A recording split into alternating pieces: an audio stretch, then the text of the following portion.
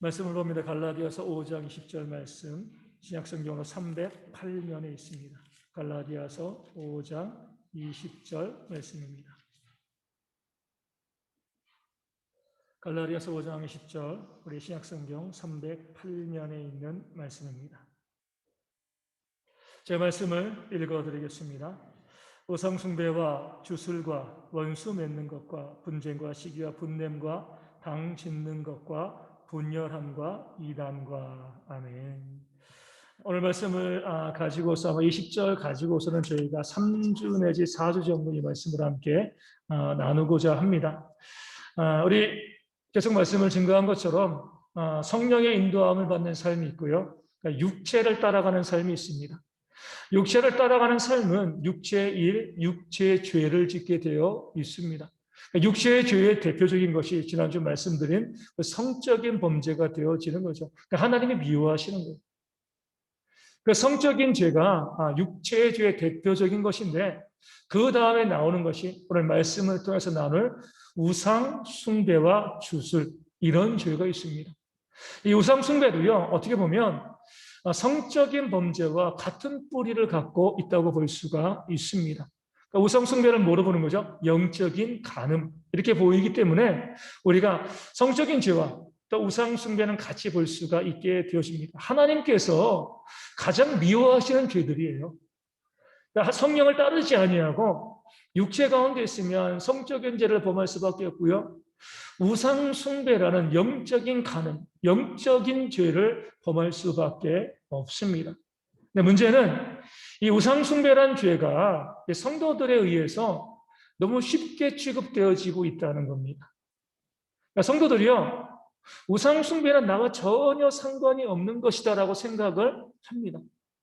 내가 무슨 우상을 숭배해? 내가 절에 다니는 것도 아니고 나 우상 숭배하지 않아. 그러니까 많은 사람들이 우상 숭배는 나와 전혀 상관이 없는 죄다, 이렇게 생각을 하고 그냥 무시하고 넘어가죠. 그런데 오늘 말씀을 통해서 보면 이 말씀은 누구에게 주신 거죠? 갈라디아 교회에 주신 말씀입니다. 믿지 않은 자들에게 우상 숭배하지 마, 이렇게 말씀한 것이 아니라 교회 안에 있는 사람들에게 너희 가운데도 우상 숭배의 죄가 있어. 교회 안에 있으면서도 우상을 숭배하는 죄를 짓는 자들이 있다. 그런 말씀으로 주신 것이 되어지는 거죠. 우상 숭배에 대해서 가장 분명하게 증거되어져 있는 성경은 십계명이죠. 제1계명부터 4계명, 한 첫 번째 돌판이라고 이야기할 수 있는데, 그 십계명은요, 하나님 사랑과 이웃 사랑이잖아요. 1계명부터 4계명까지는 첫 돌판인데, 여기에는요, 하나님 사랑에 대한 계명이 나와 있습니다. 하나님을 사랑한다는 거 거꾸로 이야기하면 우상 숭배하지 말라는 거죠.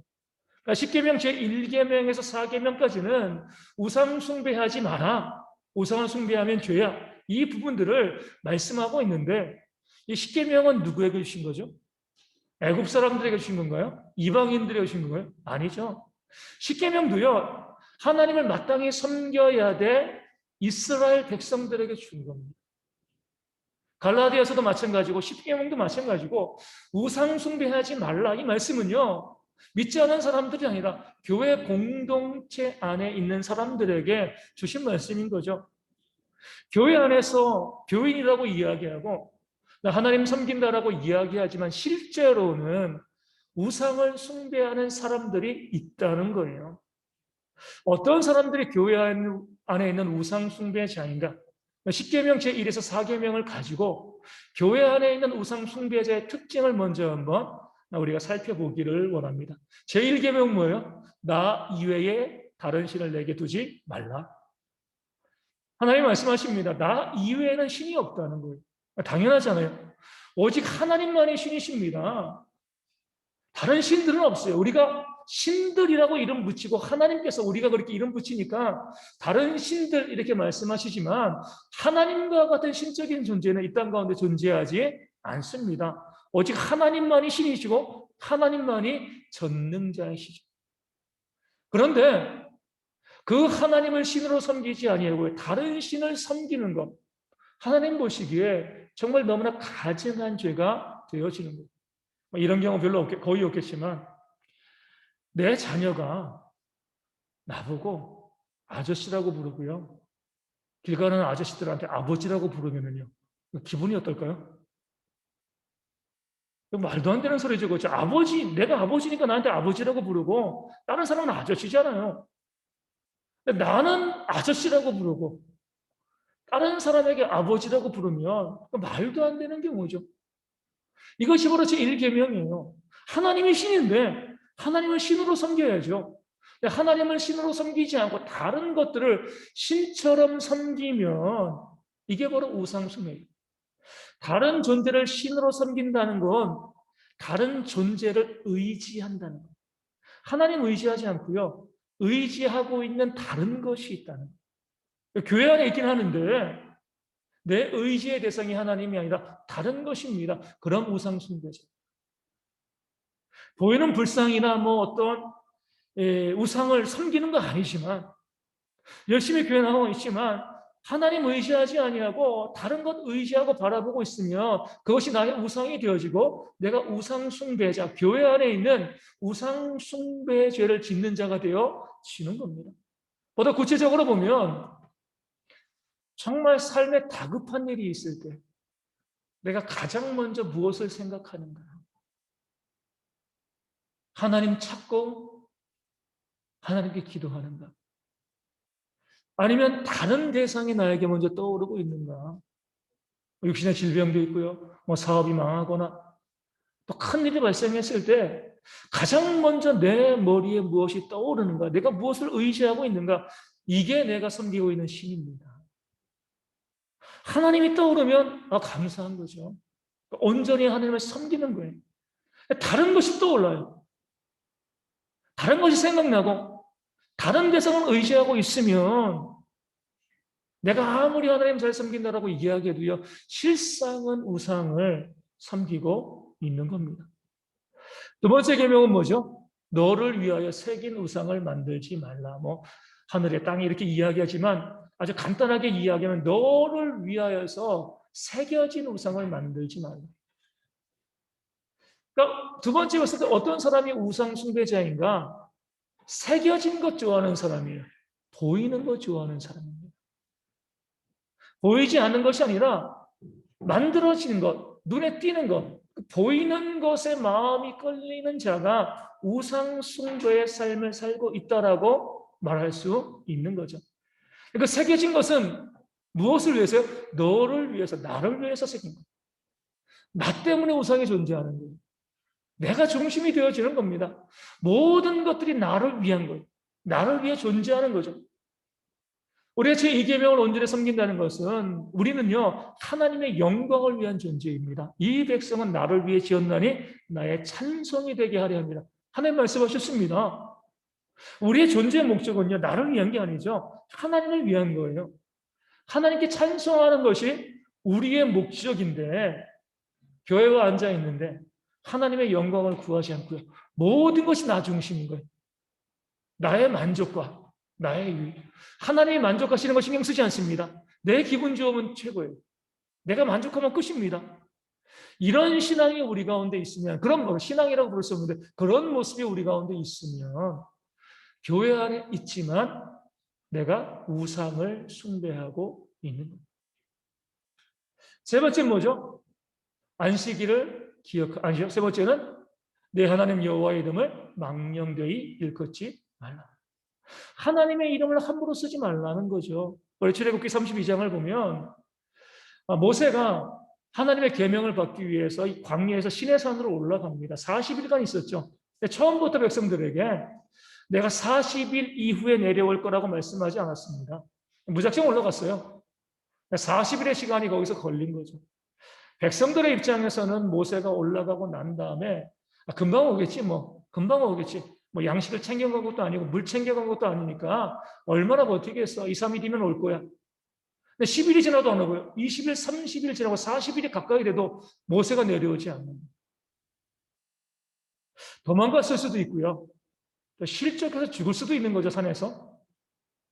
백성들이 아론을 시켜서 무엇을 만들어요? 금송아지 우상. 이 금송아지는요, 애굽 사람들이 섬기던 아피스 신입니다. 모세가 없으니까 그들을 구원해낼 신을 그들이 직접 만들었습니다. 그리고 금송아지 모양으로 만들고요. 거기에다가 여호와의 절일을 선포합니다. 하나님의 절기죠. 뭐냐면 금송아지에 뭐예요? 여호와라는 이름을 붙여놓은 겁니다. 이것이 바로 하나님의 여호와의 이름을 망령되이 일컫는 겁니다. 하나님의 이름을 막 쓰는 겁니다. 네가 구원자다. 네가 하나님이다. 네가 여호와다. 금송아지에게 그렇게 이야기하는 거죠. 만약에 부부가 길거리를 걸어가는데 남편이건 아내건 뭐 아무나 길거리에 걸어가는 외간 남자 여자에게 여보 당신 부르면 어떻게 돼요? 뭐 이 큰일 나는 거죠. 그렇죠? 여보 당신은 서로 부부끼리 부르는 것이지 그냥 길거리에 가고 있는 사람한테 여보 당신 부르면 그거 안 되는 거잖아요. 함부로 부르면 안 되는 거예요. 근데 우리가 하나님이 우리의 구원자이신데 그 구원자 하나님을 부르지 않고요. 다른 대상을 우리의 구원자 여호와라 이름 붙여놓고 부르게 되어지면 그럼 우리가 우상을 숭배하는 것이 되어지는 거예요. 내 삶에서 문제와 어려움과 아픔이 있을 때 누가 나를 구원해 줄 건가? 그 구원자가 하나님이신가? 아니면 다른 존재인가? 또 다른 측면으로 이렇게 이야기할 수 있습니다. 아, 내가 너 때문에 살맛이 난다. 그렇게 지칭하는 대상이 하나님이신가? 아니면 다른 것인가? 너 없이는 못 살아 라고 이야기하는 그 대상이 하나님인가? 다른 대상인가? 내 삶의 모든 문제에서 나를 구원해 줄 그 대상을 하나님으로 섬기고 있으면 문제가 없지만 다른 것이 나를 구원해 줄 거야 라고 생각을 하면 그 대상이 우상이 되고 그런 대상이 있으면 우상을 숭배하는 것이 되어지는 겁니다. 4계명 뭐예요? 안식일을 기억하여 거룩하게 지키라. 이 안식일이 지금의 주일이죠. 안식일이 왜 주일이 되었는가? 오늘 저희가 그것을 나눌 건 아니고요. 안식일이 주일입니다. 그러니까 주일을 기억하고 거룩하게 지켜야죠. 왜냐하면 주일은요 하나님의 날이기 때문에 그렇습니다. 하나님의 날이기 때문에 이 주일을 잘 지키는 것이 곧 하나님을 섬기는 거예요. 그러니까 주일 자체가 어떤 특별한 능력이 있다고 보는 것이 아니라 하나님이 이 날을 정하시고 이 날을 기억하여 거룩하게 지키라 말씀하셨기 때문에 주일을 잘 지키는 것이 곧 하나님을 숭배하고 하나님을 섬기는 것이 되어지는 겁니다. 그런데 이 주일을 기억하지 않냐고 거룩하게 지키지 않는 모습이 우리 가운데 있다라고 하면 하나님을 만나는 것보다 더 중요한 일이 우리 가운데 있다라고 하면 그것이 우리의 우상이 되어지는 겁니다. 아버지 생신인데 아버지 찾아보지 않고요. 친구들이랑 노래방 가면 어떻게 하시겠습니까? 유산 물려주면 안 되죠. 그렇죠? 그런 자식한테는. 뭐 나라 지키기 위해서 뭐 어쩔 수 없는 일이 있으면 이해해요. 놀기 위해 가지고 아버지 생일 기억도 하지 않고요. 또 인사도 안 드리고 찾아가지도 않으면 그건 자식이라고 볼 수도 없습니다. 우리가 예배하는 것도 마찬가지입니다. 하나님께서 이 나라를 정하시고 이 나라를 지키는 것을 가지고 정말 하나님을 섬기는가 그렇지 않는가를 하나님이 판단하시고 바라보시는 겁니다. 그럴 때 우리가 주일을 온전히 지키는 모습이 있게 되어지면 기억하고 거룩하게 지키면 우리가 하나님을 온전히 섬기는 거죠. 그런데 이 주일에 하나님을 만나는 것보다 훨씬 더 중요한 일들이 우리 가운데 있다. 교회 안에 있지만 뭐예요? 우상을 숭배하는 것이 되어지는 겁니다. 이 1계명부터 4계명까지 과연 그 안에 나에게 해당되는 것은 있지 않냐. 교회에 있고요. 잘 섬긴다. 그렇게 이야기하고 있지만 정말 내가 실상은 하나님을 섬기는 것이 아니라 우상을 섬기는 것이 아닌가. 우리가 다시 한번 이 말씀을 통해서 우리를 살펴봐야 됩니다. 그런 우상 중에서 우리가 교회 안에 있는 우상 숭배자들이 우상을 숭배한다고 했을 때 그 섬기는 우상의 대표적인 존재가 뭐예요? 돈입니다. 돈. 재물이에요. 재물. 제1계명에서 4계명까지 쭉 보면은요. 하나님과 견줄 수 있는 그러니까 아무것도 하나님과 견줄 수 없지만 사람들이 생각하기에 하나님과 견줄 수 있다라고 생각하는 존재가 바로 재물입니다. 돈이. 그래서 예수님께서는 하나님과 재물을 겸하여 섬길 수 없다라고 말씀하는 겁니다. 많은 우상들이 있습니다. 하나님 외에 뭐 불교도 있고 뭐 이슬람교도 있고 또 이 샤머니즘도 있고 많은 우상들이 있는데 그 모든 우상의 본질을 뽑고 또 뽑으면 돈이에요. 성공이에요. 성공하기 위해서 들어가는 겁니다. 돈 벌기 위해서 이슬람, 돈 벌기 위해서 무당한테 가는 거고 보여지는 실은 다 다르지만 실상은요 돈이에요. 성공과 부자 되는 것. 이것이 바로 하나님과 우리가 견주어내는 그런 우상이 되어집니다. 근데 우리가 이것을 또 인정하지 않아요. 만약에 우리에게 하나님을 섬기겠습니까? 부처를 섬기겠습니까? 그럼 무슨 대답이 나올까요? 뭐 두말할 필요 없이 당연히 하나님 섬기는 거죠. 하나님 섬기죠. 그런데 하나님을 섬기겠습니까? 돈을 섬기겠습니까? 그러면 이 일을 제기합니다. 목사님 그것은요 질문이 잘못됐어요. 하나님도 섬기고 돈도 섬길 수 있는데 왜 양자택일을 하기를 원하십니까? 이런 질문이 나와요. 하나님과 부처는 양자택일이에요. 하나님을 섬기면서 부처를 섬길 수는 없죠. 근데 하나님과 돈에 대해서는요, 목사님 그것은 양자택일의 문제가 아닙니다. 나는 하나님을 잘 섬기고 있고요. 또 돈도 친밀하게 잘 섬기고 있습니다. 이거 문제가 될 게 아니에요. 이렇게 말하는 교인들이 상당히 많이 있다는 거죠. 예수님의 말씀은 뭐죠? 하나님과 재물을 겸하여 섬길 수 없다. 예수님 우리 가운데 분명히 말씀하시는 겁니다.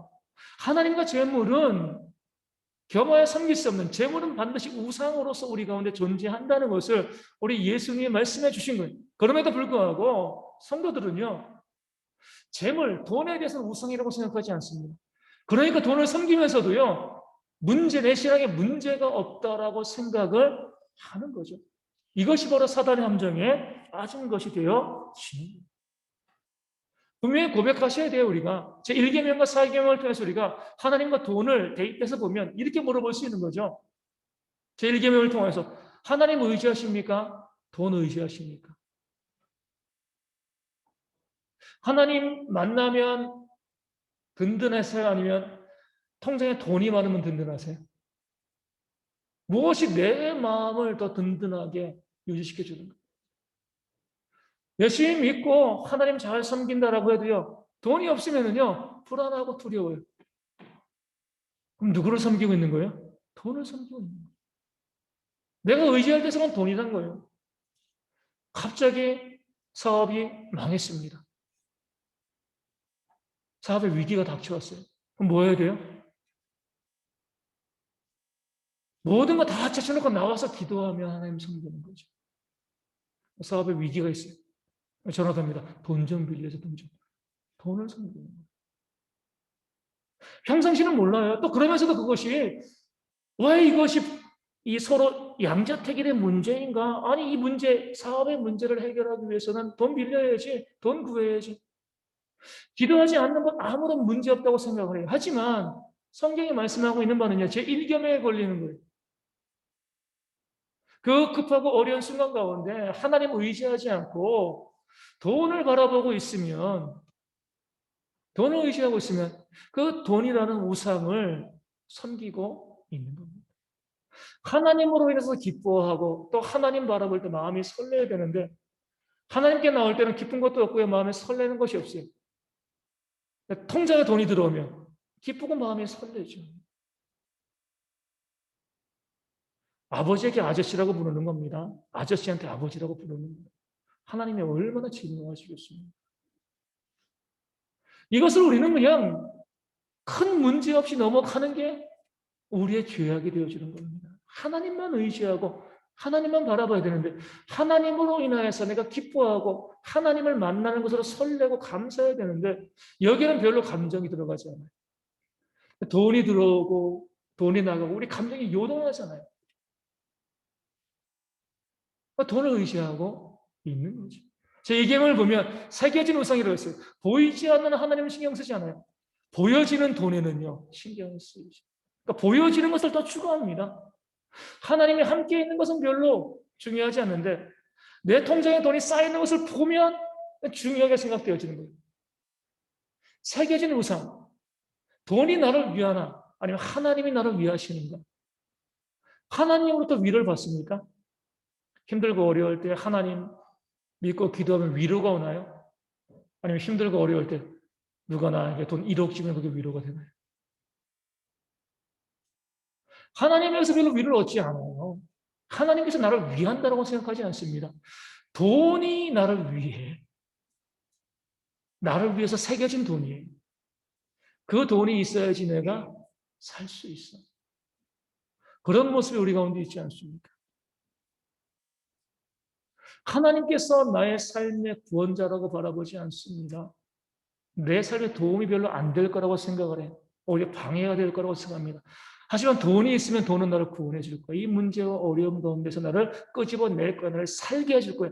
돈 없으면 못 살아. 하지만 하나님 없으면 살 수 있어. 이렇게 생각하는 사람들이 의외로 많이 있다는 거예요. 돈과 하나님의 문제 가운데에서 돈을 우리의 구원자로 생각하는 사람들이 이 땅 가운데 상당히 많이 있습니다. 우상을 숭배하고 있는 거죠. 하나님께 나와서 예배하고 주님께 이 경배하러 나오는 그런 예배 가운데 설렘이 없어요. 근데 주일날 돈 벌 수 있는 기회가 생기면은요, 예배를 패하고 달려가죠. 누구를 섬기고 있는 거예요? 돈을 섬기고 있는 거예요. 우리들이 이 예배가 가장 소중하다고 생각하고 여기에 모든 삶의 중심을 맞춰 나가야 되는데 주일날 예배하러 오는데 야 지금 어디 나오면 내가 1,000만 원 줄게. 여러분 어떻게 하시겠습니까? 에이 뭐 다음에 예배 드리지 뭐. 그런 마음이 우리 가운데 있다면 우리가 돈을 우상으로 숭배하고 있는 하나님을 섬기는 것이 아니죠. 실상은 보면 교회를 다닌다라고 하면서도요. 하나님을 섬기지 아니하고 돈이라는 우상을 섬기는 사람들이 이 땅 가운데 너무나 많이 있습니다. 그렇기 때문에 돈 쥐어지면 설레는데 하나님께 예배할 때는 설레는 것이 없죠. 그런 모습이 있으면 우리가 하나님을 섬긴다, 예배한다 이렇게 이야기할 수 없고 돈이 우리의 우상이 되어지는 것입니다. 그럴 때 하나님을 섬기지 않고요. 돈이 앞으로 이제 주문으로 가야겠다. 주문으로. 하는 것이 무엇이냐면 주술입니다. 우상숭배와 주술을 같이 묶어놓고 있는 거예요. 이전 번역에서는 술수라고 했습니다. 술수. 주술이 아니라 술수라고 했어요. 이 단어의 원래 뜻은 무엇이냐면 약을 만든다는 뜻입니다. 그 당시 우상을 숭배하는 자들이요. 우상을 숭배하면서 많은 사람들이 뭐 자기 질병 가지고 찾아오잖아요. 그 사람들의 질병을 고쳐주기 위해서 마법적인 약을 만들어서 그것을 가지고 사람들을 미혹하고 꿰습니다. 우상을 숭배하는 모습이 있게 되어지면 자연스럽게 무엇이 많아지냐면 방법에 신경을 많이 써요. 어떤 방법이 좋을까? 어떠한 방법을 사용할까? 이런 모습들이 많아지게 되어 있습니다. 우리 마태복음 7장을 보면 한 무리의 사람들이 그 심판대 앞에 주님께 나오게 되어 있습니다. 그들이 이제 이렇게 이야기하는 거죠. 우리가 이 땅에 있을 때 주님의 이름으로 선지자 노릇하고 병자들도 고치고 또 귀신들도 쫓아내고 많은 능력을 행했습니다. 자랑스럽게 이야기한 거죠. 우리가 주님을 위해서 이런 삶을 살아왔습니다. 우리만큼 믿음 생활 잘하는 사람이 어디 있겠습니까? 이렇게 이제 자랑스럽게 이야기했어요. 그런데 그들이 이야기할 때 주님께서는 뭐라고 말씀하시죠? 불법을 행하는 자들. 주의 이름으로 선지자 노릇했습니다. 말씀을 증거하고 가르쳤어요. 능력도 행하고요. 귀신도 쫓아냈습니다. 근데 하나님께서는 너희가 불법을 행했어. 이렇게 말씀을 하시는 거예요. 불법을 행하는 자들아 내게서 떠나가라. 나는 너희를 도무지 알지 못한다. 왜 그것이 불법이죠? 선지자 노릇하고요, 말씀 증거하고요, 귀신 쫓아내고 많은 능력을 주님의 이름으로 행했는데도 하나님께서는요, 불법이라고 말씀하시는 거예요. 왜요? 뭐 때문에 선지자 노릇하고, 뭐 때문에 귀신 쫓아내고, 뭐 때문에 능력을 행했습니까? 돈 때문에 한 거예요. 하나님을 위해서 한 것이 아니에요. 돈 벌고 성공하기 위해서 말씀 증거하고요. 돈 벌고 명예 얻기 위해서 귀신 쫓아내고, 돈 벌고 사람들 가운데 높임을 받기 위해서 능력을 행한 것입니다. 그렇지만 주중에 이제 한 성도님에게 전화가 왔어요. 여차여차 이야기하면서 뭐 아는 분이 있는데, 그분도 교회 다니시는 분인데, 그분이 어떻게 이제 이거죠. 섬기시는 교회 목사님이 흔히 말하는 신통한 능력이 있어가지고 신유 집회를 하는데 자기를 초청했다는 거예요. 목사님 어떻게 해야 돼요? 가지 말라 그랬어요. 가지 말라. 신유의 연설을 부정하는 건 아니에요. 부정하는 건 아니지만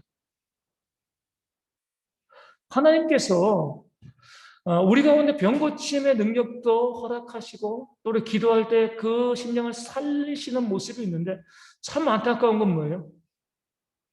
그 많은 신유 집회가 정말 그 영혼을 사랑해서 그 사람의 병을 고쳐주기 위한 집회인가? 아니면 돈을 벌기 위한 집회인가? 후자인 경우들이 너무 많이 있죠. 예전에도 제가 몇 년 됐어요. 작은 9월 사거리. 어떤 분들이 그냥 승합차 타고 와가지고 단체로 이제 팻말 들고 계속 서 있어요. 우리 교회 오시면 에이즈, 모든 질병 다 난다고 해가지고 몇 번을 그들이 이제 들고 있더라고요. 제가 그 모습을 보고 너무나 기가 막혔어요. 왜 기가 막혔냐면 그 피켓을 들고 있는 분들이 당장이라도 죽을 것 같아요. 아니, 그 교회에 가면 그 질병 다 고친다면 그 들고 있는 분들이 좀 건강해야 되잖아요. 아니, 전도하는 사람도 고치지 못하면서 거기다가 온갖 질병, 세상에 있는 모든 질병을 우리 교회는 다 고칩니다. 이렇게 하니까 야, 참 누가 그것을 믿고 가겠니? 많은 교회에서 신유 집회를 하는데 그게 순수하지가 않습니다. 마태복음 7장에 나온 것처럼 주의 이름으로 많은 능력을 행했습니다라고 했는데 거기서 능력이 일어날 수는 있어요. 하지만 그 능력은 하나님의 능력이라고 볼 수가 없습니다. 돈이 목적이라고 하면 그것은 장사가 되어지는 거죠. 제가 가지 말라고. 큰 문제도 없는데 가서 점 보는 것과 그것이 무엇이 다르냐. 가지 말고 제가 그 문제가 있으면 기도하겠습니다. 이렇게 했는데 지금 또 이 전주에서 난리가 났잖아요. 신유 집회 때문에 수십 명의 지금 코로나 확진자들이 나와가지고. 그럼 그것이 무슨 신유 집회겠습니까? 있던 코로나도 낫게 해야지 이게 신유 집회가 되어지는 것이지. 가서 코로나에 걸리면 그 신유라는 이름, 하나님의 이름을 망령되이 일컫는 거죠. 하나님의 이름으로 장사하는 거예요. 경건을 이익의 방법으로 쓰는 거죠. 그런 자들이 마태복음 7장에 나와 있는 사람들이 되어지는 거예요. 그 하나님께서 불법을 행하는 자들아 내가 너희를 도무지 알지 못한다. 돈이 목적이 되어지면은요 온갖 수단과 방법을 다 씁니다. 그것 가지고요 자기의 성공과 자기의 이 만족을 추구하는 거죠. 많은 프로그램들을 이야기하고 돌리면서 그 삶을 살아가는데 과연 그것이 하나님 보시기에 합당한가? 그렇지 않다는 것을 성경은 우리 가운데 말씀해주고 있습니다. 이런 일들이 오늘 이 시대의 교회 가운데서도 많이 벌어지고 있습니다. 하나님을 섬긴다라고 이야기하면서 실제적으로는 뭐예요? 우상을 숭배하는 자들이 교회 가운데 있죠. 돈을 숭배하는 사람들이 있습니다. 그래서 많은 교회가 어떻게 되었냐면 마치 투자 설명회장 이렇게 이제 변질되었어요. 이렇게 이야기하는 거죠. 기도하시면 하나님이 돈 주십니다. 복 주십니다. 복을 무조건 돈이라고 이야기하는 거죠. 기도의 목적도 돈이에요. 봉사의 목적도 돈이고 헌금의 목적도 돈이에요. 내가 이만큼 헌금하면 하나님께서 몇 배로 되돌려 주시겠지. 그 투자 수익을 기대하면서 헌금하고 봉사하고 또 기도하고 그 교회 생활 하시는 분들이 이 땅 가운데 참 많이 있고 교회에서도 그런 것들을 부추기고 있는 거죠. 이것이 바로 하나님을 섬긴다라고 하면서 교회 가운데서 우상을 숭배하는 모습이 되어지는 겁니다. 과연 그런 모습이 나에게 있지 아니한가? 이 시대의 교회 가운데 너무나 많이 있습니다. 내 성공과 돈 때문에 교회 다니는 거예요. 그것 때문에 신앙생활하고요. 그것이 만족하게 되지면 감사하고 그렇지 않으면 교회를 떠나고 또 옮기고 이런 일들이 이 땅 가운데 수도 없이 많이 벌어지고 있는 거죠. 그런 우상 숭배에서 하나님께서는 우리가 벗어나기를 원하십니다. 우리 잠언 말씀 보면 어때요? 속히 부하고자 하는 사람은 반드시 죄를 범하게 되어 있다라고 말씀이 우리에게 알려주고 있습니다. 빠르게 돈 벌고 싶을 때 죄가 거기를 따를 수밖에 없는 거죠. 하나님의 복된 것이 아니에요. 우상을 숭배하고 돈을 숭배하면서 이 땅 가운데 떵떵거리고 잘 먹고 잘 살려고 하는 것은요, 참된 복음의 모습이 되어지지 않습니다. 하나님의 진노를 받게 되어 있는 거예요. 우리가 정말 하나님을 섬기는 자로서 해야 될 것은 무엇이냐면 오늘 말씀 제목 가운데 나와 있는 것처럼 우직하게 기도하는 거예요. 묵묵히 순종하는 겁니다. 신앙의 기본이에요. 우직히 기도하고 묵묵히 순종하는 거. 우직히 기도한다는 것은요, 내가 지금 기도할 때 그 기도의 응답이 당장 보여지지 않아도 이 길밖에 없음을 믿고 기도하는 겁니다. 하나님만이 우리의 신이다라고 고백하는 거예요. 다른 길은 없습니다. 라고 부르짖는 것이 우직한 기도가 되어지는 겁니다. 다니엘이 그랬잖아요. 하루에 3번 시간을 정해놓고 기도했습니다. 그 다니엘을 바라보면서 제가 목회자이니까 많은 생각을 하게 됩니다. 하루에 3번 기도할 때마다 은혜로웠을까? 이런 생각을 하게 되어지는 거예요. 그도 사람인데 그러지 않았을 거예요. 어떤 때는 정말 기도하기 싫을 때도 있었을 겁니다. 기도에 집중 안 되고 안 될 때도 있었을 거예요. 그럼에도 기도할 때, 우직히 그 자리를 지킬 때 하나님의 역사가 다니엘을 통해서 이 땅 가운데 보여진 겁니다. 코로나19가 참 많은 어려움들을 주지만 저에게는 제 개인적으로는 참 유익한 그런 기간이기도 했습니다. 저에게도 이제 우직한 기도가 회복되어지는 이 질병이 다가오니까요. 하나님밖에 없더라고요. 할 방법이 없어요. 그전까지는 저도 방법을 쓰고 이렇게 저렇게 해보려고 했고 노력을 했는데 방법이 없어요.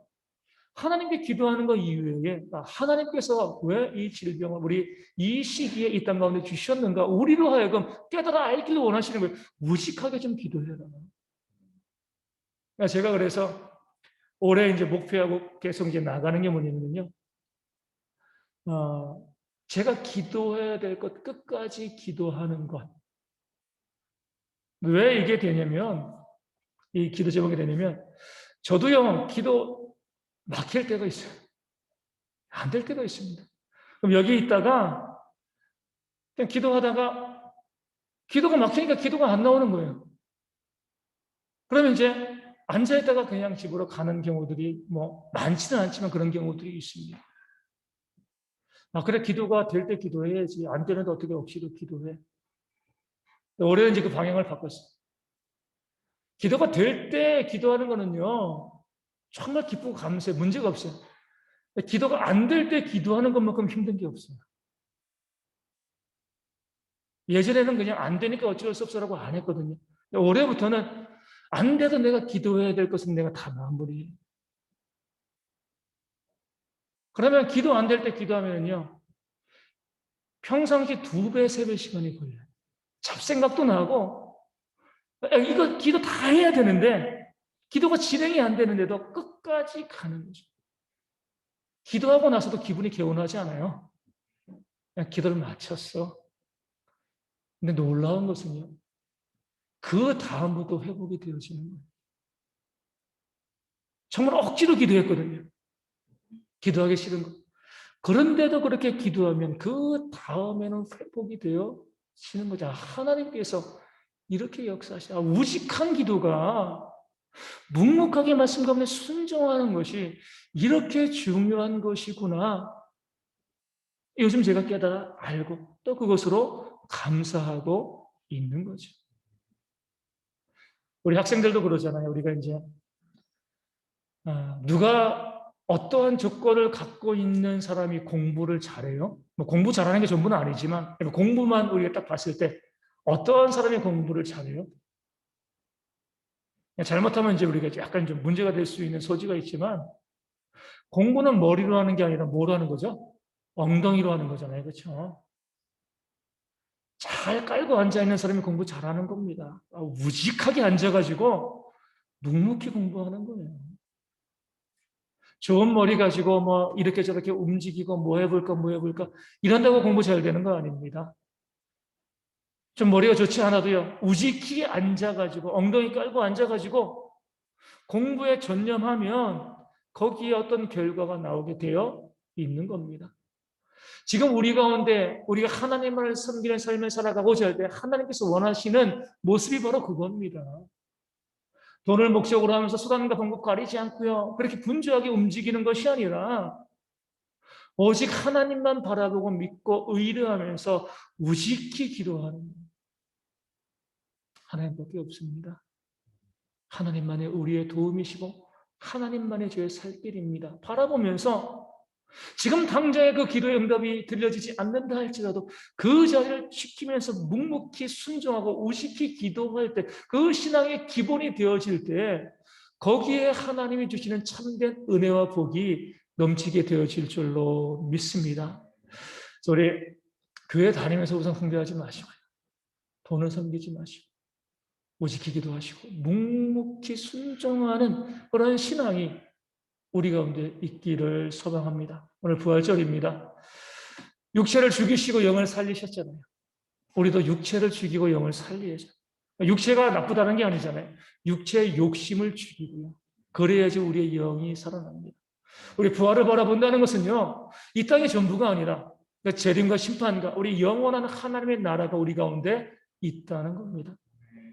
그것을 믿는다라고 하면은요. 이 땅에서 부하게 되어지고요. 우리 성공하게 되어지고 이 땅에서 무엇인가 받아 누리는 것 여기에 우리의 꿈을 두지 마시고 하나님의 나라를 소망하며 하늘의 부활을 쌓는 삶이 우리 가운데 있어야 할 줄로 믿습니다. 섬기고 나누고 손해보고 사랑하는 그런 모습이 있는 자가 정말 부활을 믿는 자, 참된 신앙 가운데 성령의 인도함을 받는 그런 복된 백성이 되어질 줄로 믿습니다. 찬송하고 그런 모습이 있도록 함께 기도하도록 하겠습니다. 167장 우리 함께 찬송합니다.